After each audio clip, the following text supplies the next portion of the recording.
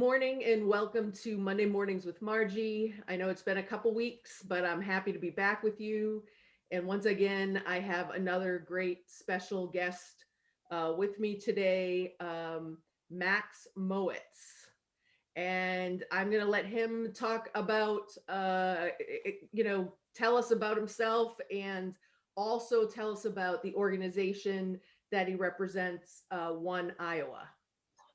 Yeah, thank you so much for having me today. I'm Max Mowitz. So my pronouns are he, him, and L, and they, them, and AA. And I do work at One Iowa. Personally, I've been a part of like the LGBTQ community obviously my whole life, but I've been out for almost 12 years now. And I started doing LGBTQ advocacy work actually in high school. And so I've been doing that work for a really long time, and really get a lot of joy out of doing education and outreach to non-LGBTQ people about LGBTQ issues. It's just like something that makes me tick, something that makes me excited. I went to the University of Illinois. I actually got my undergraduate degree in ethnomusicology and Black studies. I promise ethnomusicology is a real degree. I know it doesn't sound like it, but really it's the study of world music. Started as a harp performance major. So it really had this kind of musical background for a long time. And then about my last year of undergrad, a little bit too late, realized that social work was really something I was interested in, and really like dedicating my life to social justice issues. So for a couple of years there in between, I graduated, I took some time, started doing a couple of little odd jobs here and there. And then I came back to Iowa. And, I grew up here in Iowa, and I was actually involved with One Iowa, the organization that I work for now. I was involved with them when I was in high school. Actually, I was involved with them like even before I was out as an LGBTQ person, which was really interesting. So I I volunteered with One Iowa when we were a marriage equality organization back in 2005. And at the time, I just volunteered because I was like, well, LGBTQ rights are important. I think LGBTQ people are neat. Like, what can I do to help? And then it was so funny because as my time progressed at One Iowa as a volunteer, I started to realize things about myself. And then I came out. So it's kind of interesting because now I've been at One Iowa now for 2 years, which is amazing. And it's like a full circle moment because now I just work at this organization that was, a really big part of my feeling safe to come out in Iowa, as a youth in Iowa. So there's this whole thing, but besides that, I am a certified community health worker. I am in the middle of my certification for being a full spectrum doula. So working with folks through birth and then postpartum. I'm a gender affirmation doula, which is kind of a new thing, but it's basically a person that, a doula is a person that helps in any kind of transition, right? And so the idea with a gender affirmation doula is to help folks with transition, like gender transition. And so that's the work that I do there, and also have the background and knowledge to be an abortion doula. So there's all these different things that I'm kind of engaged with. Doula work is, I think, really awesome. Obviously, I really like it a lot. And beyond that, I have, I have my partners, I have a dog and a cat, and I love to power lift and bake. So I try to stay pretty busy with all those different things. So so there's all of kind of my personal stuff, but at One Iowa, we do quite a few different things. So like I mentioned already, we started as a marriage equality organization back in 2005. So from 2005 to 2009, we were working on marriage equality in Iowa. And of course, April 3rd, 2009 was when the Iowa Supreme Court ruled in favor of marriage equality, which was a really big, exciting day. But we had to switch gears. Like, what were we supposed to do now? Like, so the organization, the board, and the staff recognized this and said, okay, well, we still have a lot of work to do to ensure LGBTQ equity here in the state of Iowa.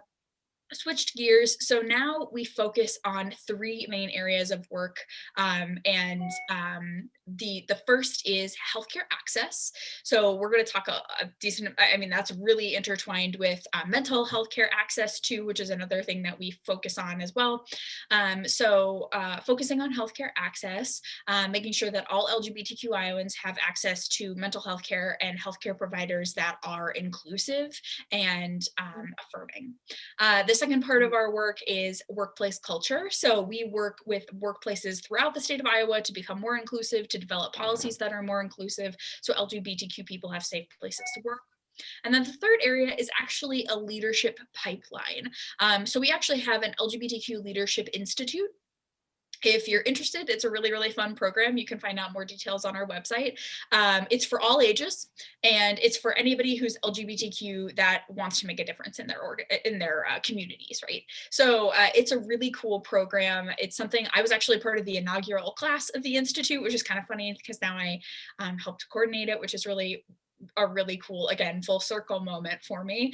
Those are just a couple of the things we do. We also have a 501c4 organization called One Iowa Action, which helps to do the political advocacy work here in the state of Iowa. So we are pretty busy over there right now. There are, if you haven't heard already, 15 anti-LGBTQ bills that have been introduced this year so far.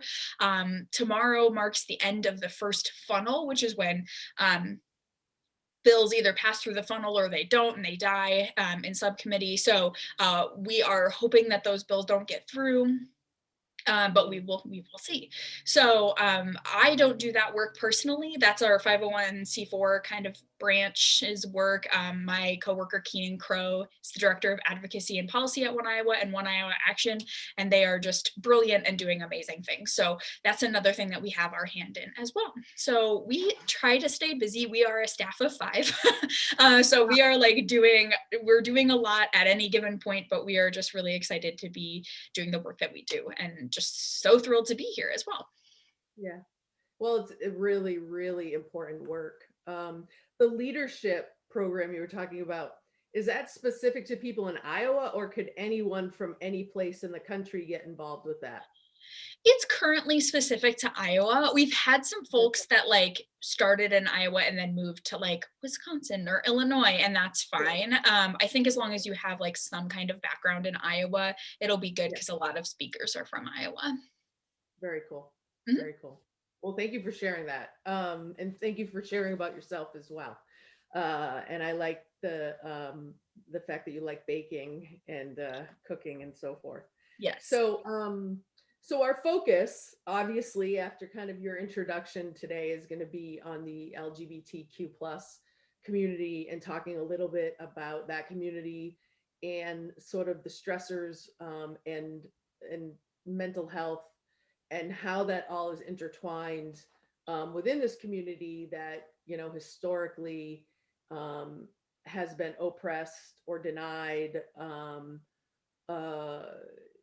And so one of the things I was thinking about that I think would be helpful to kind of start with is why historically and currently has this community sort of needed and benefited from sort of organizations like One Iowa. I mean, there's lots of organizations out there throughout the country. There's obviously parts of the country that probably need more people like you there doing this work. But what do you think specifically why this community is required that support and needed that support now and in the past? Yeah, well, I think a really good example of why we need organizations like One Iowa, is being shown right now at the Iowa State Capitol as just a small example. But the fact that we've got 15 specifically anti-LGBTQ bills working their way through subcommittees is terrifying, right? And it means that's everything from bathroom access to the ability to go into a store and be served as an LGBTQ person, to changing the Iowa Civil Rights Code to not include transgender people. And so if we do not have organizations like One Iowa, advocacy organizations that are focusing on these areas, we're going to continue to see this kind of stuff happen. And until this isn't happening any longer, we will continue to need organizations like our own. And I think, like in any nonprofit, you are ultimately trying to work towards being obsolete, really, is what you want. You want to like not have to exist anymore because people have that equity that they need.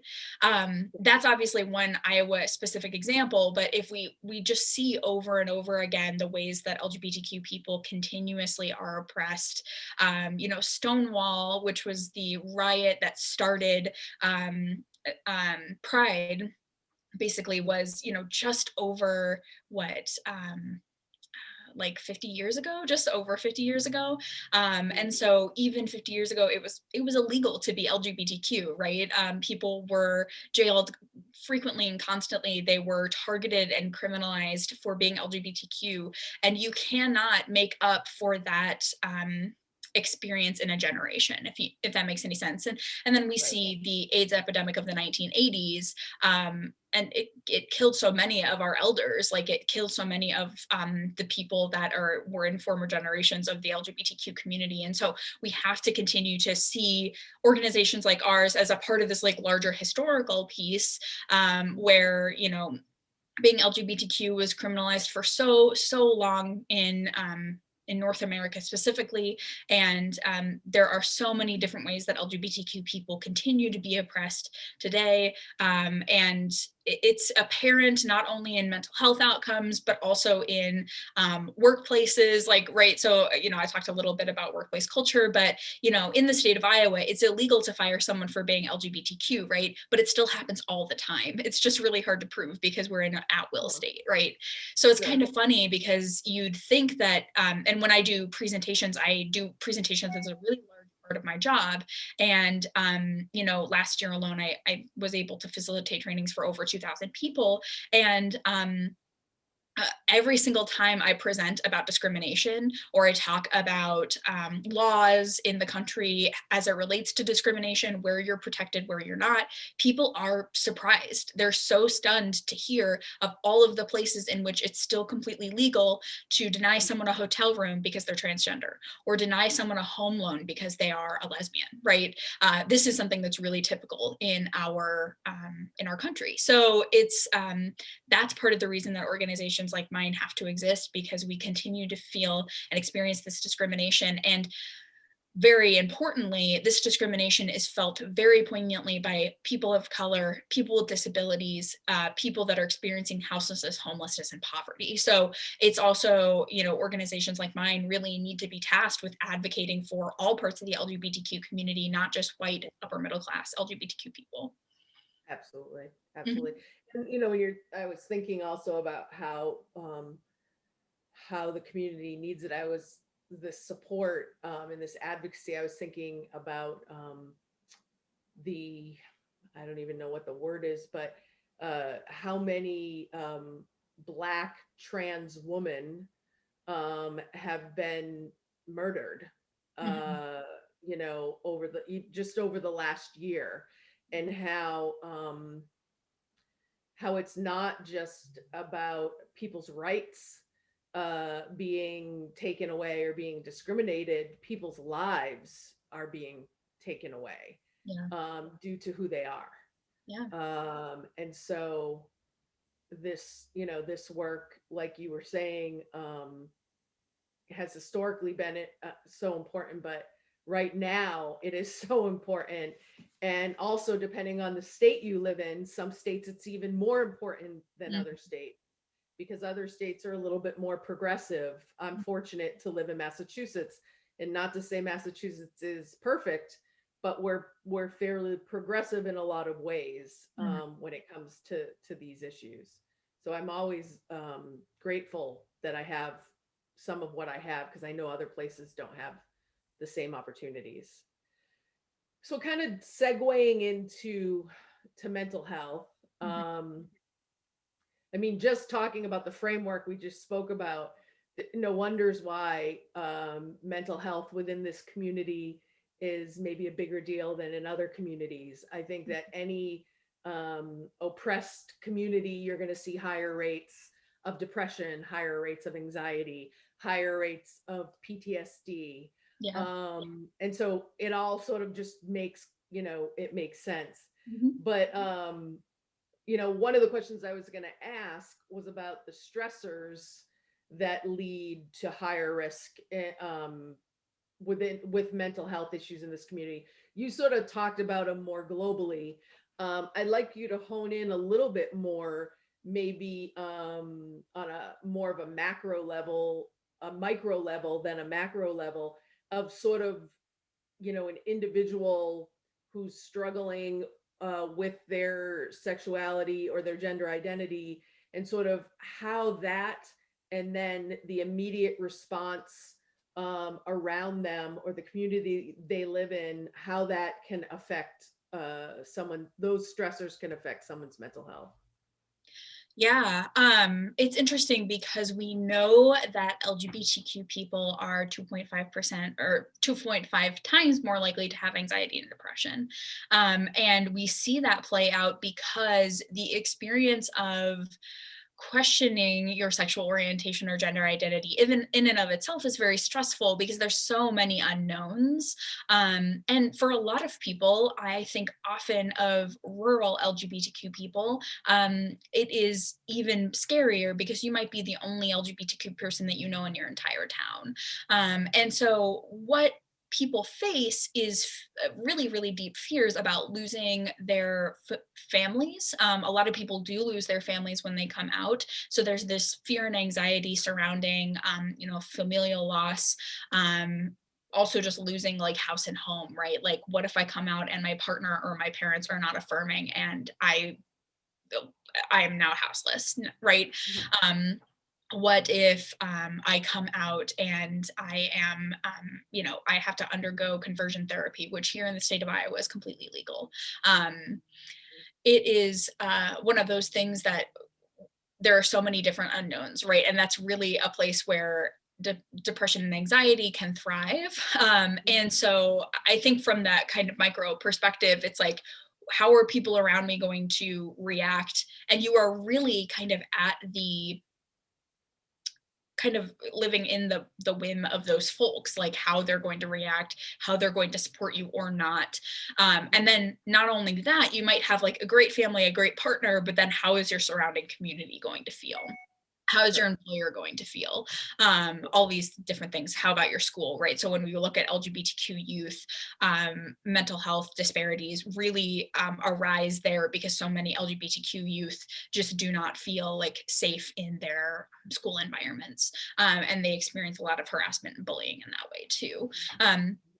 And so that's kind of where we see that crop up for the first time. But then when we look at like larger mental health issues in the LGBTQ community, so much of it has to do with the ways that LGBTQ people are discriminated against. So again, if you lose your family, for example, so these micro level issues, you lose your Mhm. family, then you might experience houselessness, homelessness, or poverty for years, right? And we know that rates of houselessness, homelessness, and poverty are actually quite elevated in the LGBTQ community. So LGBTQ people make up about ish, depending on the study you're looking at, about 10% of the population, but 40% of homeless youth that are served by agencies identify as LGBTQ. So we see that huge jump, right? And then experiencing houselessness, homelessness, and poverty, those are experiences of trauma in the United States, right? Because it is so challenging to be in those situations here. We just do not support houselessness, homelessness, and impoverished folks at all, almost. And so that links into trauma. You don't have the same kind of mental health resources. You might have undiagnosed mental illness because you're just trying to make it and trying to get by. Sure. And then we see this crop up later on in mental health. So it's interesting because like there's all of this micro stuff that can take place when you're like trying to come out, when you're trying to get that familial buy-in and all this stuff like that.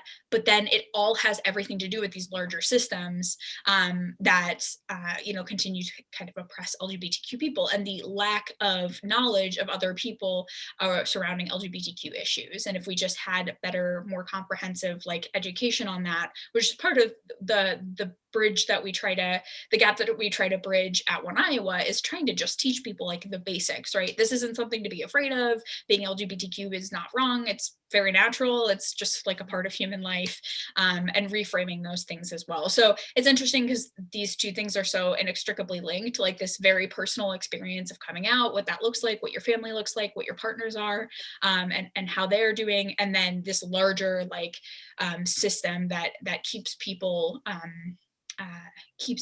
feeling really anxious and nervous about their well-being, their standard of living, and how they're going to feel, not today, not in 5 years, but in 10 years as well.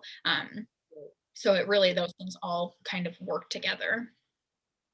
Yeah, and I have a couple thoughts on what you were saying. I think the other things that come to mind for me that also interplay here are just someone's own homophobia or transphobia, right? So people dealing with what our culture has told us, what maybe the religion you might have been part of growing up, what that has said about being homosexual or transsexual. And so sort of some of those internal struggles that don't even have to do with how others respond, just sort of coming to terms with that for a lot of people can be really hard in itself. And then I was thinking too about the religious component for people who have grown in more conservative religions, and have been hearing the same thing over and over again.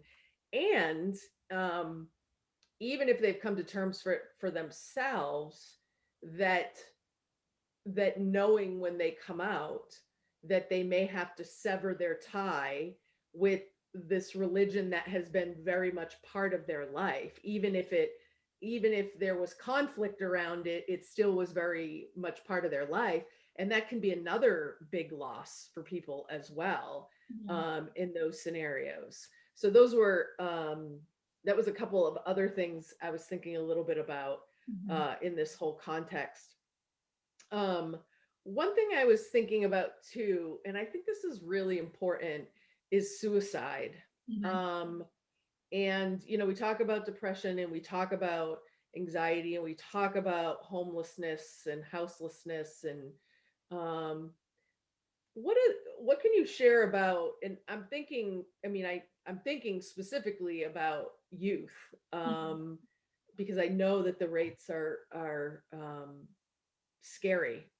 But what do you have to say about that and kind of the statistics and your thoughts around suicide in the LGBTQ youth community? Yeah. So we know that LGBTQ youth are at increased risk of suicide. We see this with specifically like LGBTQ youth that are trans and non-binary specifically, and it's so interesting. So when we look at this issue, obviously it's like really multifaceted, and you can't just say like, okay, you will not be suicidal if this happens, right? Because there's so much happening. And actually when we look at adults, that's the case, right? So speaking to trans and non-binary people for a moment that are adults, when they have access to gender affirming care, a lot of people, the narrative they say is that, if you are trans and non-binary and you get access to a gender affirming care, your mental illness goes away. But that's not true, because we know that people still experience this increased discrimination. So it's really, really complicated. The same is kind of true with LGBTQ youth, although what we see is that although there are really, really increased rates of suicidality, what we also see is that when LGBTQ youth are given places, especially trans and non-binary youth, are given places where they can hear their correct name, hear their correct pronouns, be referred to in ways that are kind and understanding, have a gay straight alliance, for example, or a queer straight alliance, whatever that looks like, have these spaces that are safe for them, that number goes down pretty significantly. It's so wild. I think it was like just a study that came out in the last couple of years that showed that specifically with pronoun use, that when trans and non-binary youth are given the option and the ability to have people around them use their correct pronouns, we see this risk of suicide go down. And it's wild, right? And it's such a, it's such a small thing for cisgender people to do.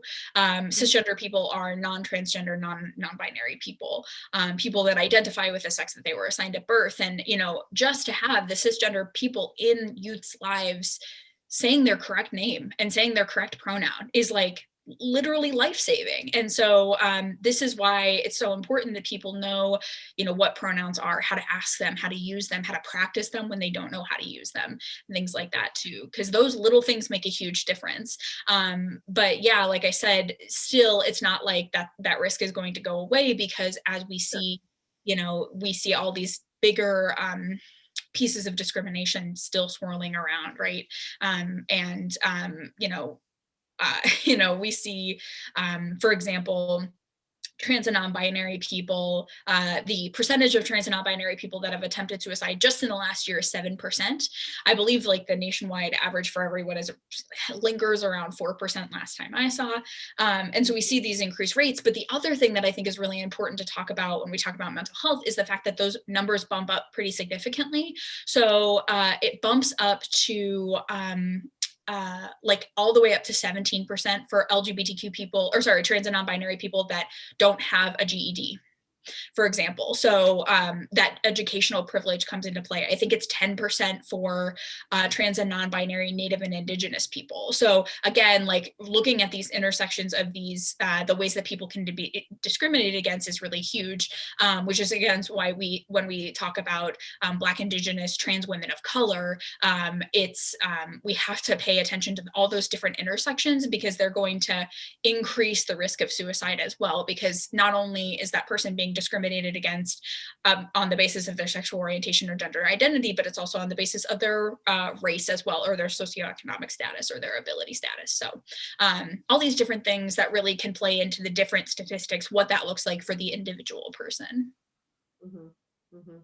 And when you talk about it too, it seems very like it all just makes sense. Like if you have a number of stressors related to several different demographics, that you're going to be at higher risk. And the other thing I want to go back to is the point you were making about how suicide risk goes down significantly in youth when you just use the appropriate name and appropriate pronouns. Yeah. And if you think about the simplicity of that, really, even though I know it doesn't happen, but really, if you think about the simplicity of just acknowledging that for these youth can reduce the chance of them ending their life. Mm-hmm. It's mind-boggling to know that there are a lot of adults, you know, in education in other places that just aren't willing to understand that and understand the fact that they are actually putting them at higher risk by not acknowledging those things. So I Mm-hmm. just, it's pretty profound. Yeah. So I want to talk a little bit about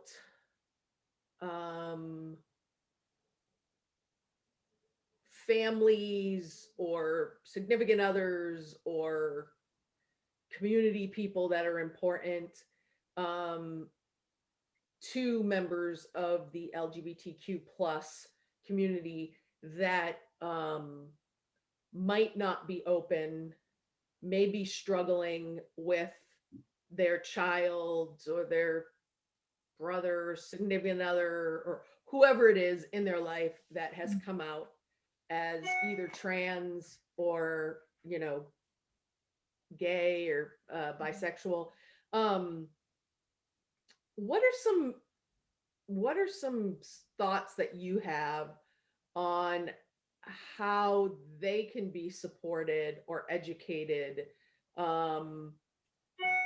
so that, I mean, there's some people that just don't want to know, they just have in their mind it's wrong, but there's a lot of people that fall in the middle, like they don't understand it, um, but they love this person and they're willing to try to understand it because the relationship is important to them. And Yeah. so I'm thinking about that group Yeah. in particular, because those are people that we have the most chance of helping them to get it and then be supportive to this community, which then helps the members of this community progress in a better way. So what are your thoughts? What's your message? What do you think of when I kind of ask that question? Yeah, I think so. When it comes to that movable middle, so many people are in that little spot, right? I think the majority of people really are. And the thing that I try, especially when I present and try to facilitate education between people, what I try to do is talk a little bit about how to take care of yourself. Because I think what happens is when you learn this new piece of information about your loved one, you want to be there for them, but you don't really get it. There's a lot of stuff. And there's also some shame that comes into play there. You might be feeling shame, like some internalized a homophobia or transphobia. You might be feeling some shame around your loved one coming out. You might be feeling some shame around the fact that you are not necessarily affirming right away, or you don't know how to be. You might feel some judgment, right? And so I really believe in mindfulness as a practice. And I do really try to, like, in my trainings, when I'm like presenting a new concept or like how to talk about pronouns, and I notice that someone's getting charged up or heated or activated by that, I might just like say, like, what are you feeling right now? And like really taking some time to take care of that, I think is really important, because we're not going to be able to, reach that person in our life with like love and compassion and with support if we're still like wrestling with a lot of this stuff. And these two things can happen concurrently, I do believe. Like, right, like someone's coming out right here and now, you need to respond right now. But I always advocate for therapy, for mindfulness, meditation, journaling, whatever like works for you, to make you aware of what's happening. Because usually it's this like big circle of like, oh, I'm not doing enough, but also this kind of makes me nervous. I don't know anything about this. What do I do? So just slowing down, having grace with yourself, and being kind and compassionate is really going to help you like tune into what's right. That being said, I highly recommend just starting to listen to, read, watch the voices of LGBTQ people, because there's no one narrative. There are as many different ways to be LGBTQ as there are LGBTQ people. There are amazing things that you can watch on Netflix. Disclosure, for example, is a really good one about trans and non-binary people. There are so many resources online. There's the Gay, Lesbian, Straight Education Network, otherwise known as GLSEN. There's the Human Rights Campaign. There are definitely organizations statewide. So wherever you are living right now, tune into your LGBTQ organization. Just type in like LGBTQ Iowa or LGBTQ Massachusetts, or, and see who is doing the work on the ground near you. And read books by LGBTQ people, things like that. With that all being said, like, I think that mindfulness piece and kind of that non-judgmental awareness of the present moment, like the non-judgmental awareness of like this big thing that's happening, can be helpful too. And so you can better understand, what you're grappling with, so you can better understand how to educate yourself and get where you need to go. But then simultaneously trying to better understand what that person needs when they need support from you. So maybe a different answer than other people might give, but I really do think that like tuning into what's happening with you is so important, because otherwise we're just like in action, everything's moving really fast, it feels like, when somebody comes out. And slowing that whole process down and seeing where you're at and where they're at is going to really help you be a support system to them, especially if you're working through your own stuff. Yeah. I also think, in a lot of cases, the person coming out can't be the parent, Yeah. can't be the parent's number one support in dealing with whatever the parent is dealing with Mm-hmm. internally for themselves. Yeah. Some cases they can be, but some cases it can't be, because it's such an intense topic for both parties Mm-hmm. that it sometimes can be hard. There are cases where people have really moved in the process themselves and as an individual, and when they come out to their parents, if their parents are, or whoever, I'm just using Yeah. parents as an example, are struggling, they can be a support, and there's times where they can't be. So I think understanding that as well, to know that you may have to seek resources outside of the person who's sharing that information with you. is really important. Um, and one of the things I would like to just add is that some of these resources that you're talking about, we're also going to add at the end of this recording, Mhm. so that people know, you know, can see what these resources are. What are some of the resources or supports that you would suggest for people who are part of the LGBTQ plus community, um, so that they can move forward in their life in whatever space they're in with who they are? What are the supports, the resources, the education? Yeah, so when it comes to you, and if you are the person that's coming out, I do think therapy is really, really helpful. Finding an LGBTQ inclusive therapist is challenging. Here in the state of Iowa, we experience gaps in that all the time. That's something we're trying to bridge the gaps between here and Iowa. But again, if there is a local LGBTQ organization, you can ask them if they have suggestions. The really cool thing about LGBTQ people is like so much because we've always been kind of a counterculture almost because we've always existed on the fringes. So much of what we do is through word of mouth. It's Mhm. not necessarily like institutional yet because again, we still don't have the same rights as straight and cisgender people. So that being said, what is cool and what is something that is very helpful is to just get connected to even one other LGBTQ person, because that person will know another person and that person will know another person, and that person might have a dentist that they love going to, and that other person might have a therapist that they really like, and somebody else might have like an LGBTQ center you could go to. And so my recommendation is to, as much as you can, get connected with other LGBTQ people. That is our source of strength. That is where we can really find ourselves like shining. And you know, that's where you know, that need for interpersonal connection and social connection really can come into play, and it can help decrease those feelings of isolation. I have to recognize that like a lot of LGBTQ people living in rural areas might feel really isolated because they really are isolated. They might not know of any other LGBTQ person within an hour of them. So this is why the internet is an amazing thing, because there are so many places to connect with other LGBTQ people online, which is really cool. Also, there has been like a crop up of LGBTQ specific prides throughout rural areas. I know that you might want to connect with the closest like pride festival to you. And obviously, like prides aren't happening right now because of safety risks. But Sure. when prides are happening, or if they're happening virtually, that's a really good way to get connected as well. So there's all these things, you know, being connected online is great. Just meeting one other LGBTQ person, be it in person or, you know, virtually, those can all be really important things to help you find your own strength. But I also think, just like, you know, just because you're LGBTQ doesn't mean you know everything, right? So that's the other thing that kind of ties into what you said, which is that, you know, you mentioned that you know, trying to make the LGBTQ person that's coming out the educator almost never works, right? Because that person is trying to figure it out for themselves, but also that person's not an expert just by virtue of being LGBTQ, because there's so many ways to be LGBTQ.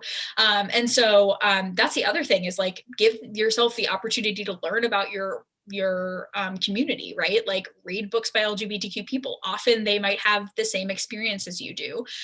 It's easy to find LGBTQ book lists online. Those are resources that you can find immediately, and you can get those books shipped to your house, right? For example. So there's a lot of different ways to engage, but continue to always like learn, because I don't know, this is just a personal example, but I came out as a lesbian when I was in high school, and I stand here today as a trans masculine person that like identifies as bisexual, right? So like, it's not linear, right? Or you don't like, hop onto a thing and like figure out exactly who you are. And maybe that's true. Like maybe you come out as a gay man and that's who you are. And like that doesn't change or shift or flow. But for a lot of people, they don't even realize that, like, for example, I didn't realize in high school that it was really okay to maybe not identify as the gender that I was born as, right? And so that was just something that wasn't on my radar yet. And it wasn't until I was older, I had learned more, that I was like, oh, wow, okay, holy cow, what do I do with this? So giving yourself the chance to learn more and recognize that everything kind of can shift and flow, which does not undermine the identities of the person that's doing that learning, but rather is to supplement it and help that person to know more things and to feel less isolated, because you can see all these different ways to be LGBTQ and that complexity and the richness that exists in our community. Right, right. And I think that's the case in all, sort of minority communities. Is I think there's this sort of view that it's homogenous, and that there's, everybody's the same, and it's just so not true in any of these communities. Yeah. But we're all given sort of the label, and so then within that label, people think sort of everybody's the same. So I think you're right. I think that as much exposure for the person who's figuring out their identity, as much as for the families or the people around them that are trying to be there and support, as much exposure as they can have, whether it's to like you said, stuff on Netflix, or reading books, or listening to podcasts, or whatever the case is, however you choose to expose yourself or educate yourself. It sort of helps everyone in the picture to feel like they're heading in a direction that is that feels good and feels supportive. My dog wants to jump up right now. This is Gronk. Gronk wants to be part of the podcast. Wow. Yeah. So well, I think this is, a really important topic. And I may even think about whether it's worth having you come back at another time to kind of maybe hone in on some of the things we're talking about. Or I'm curious about the politics of things as well in Iowa, and so forth, because you see a lot of that stuff going on now, where people are trying to clamp down in these areas versus just allowing people to be themselves and live their lives. So if you'd be interested, maybe we could do a take 2 at some point. Yeah, there's always like more to talk about, right? This is just such a complex issue and experience, and yeah, there's lots to talk about. Yeah. Well, I thank you so much for sharing your expertise in this area. Yeah. And I want to thank all our listeners and watchers. And I hope that you all have a great week, and I will see you next time.